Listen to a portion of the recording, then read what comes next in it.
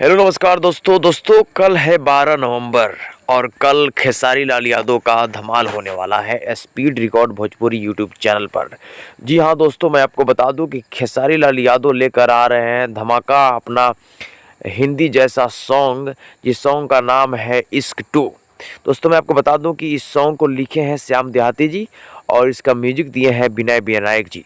दोस्तों इस सॉन्ग को सुबह 8 बजे रिलीज किया जाएगा, इसका फुल वीडियो होगा। दोस्तों मैं आपको बता दूं कि ये कमाल का सॉन्ग होने वाला। दोस्तों इश्क 1 जो सॉन्ग था वो कमाल कर दिखाया ही, वो ट्रेंडिंग में भी रहा। दोस्तों मैं आपसे रिक्वेस्ट करना चाहता हूँ, अगर वीडियो पहली बार देख रहे हैं तो मेरे चैनल को सब्सक्राइब नहीं किया तो सब्सक्राइब कर लीजिए।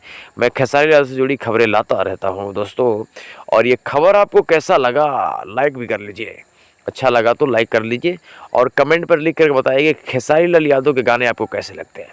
और हाँ, इस खबर को शेयर भी कर दीजिए अपने दोस्तों के पास। धन्यवाद। भगवान करे कि आप हमेशा खुश रहें।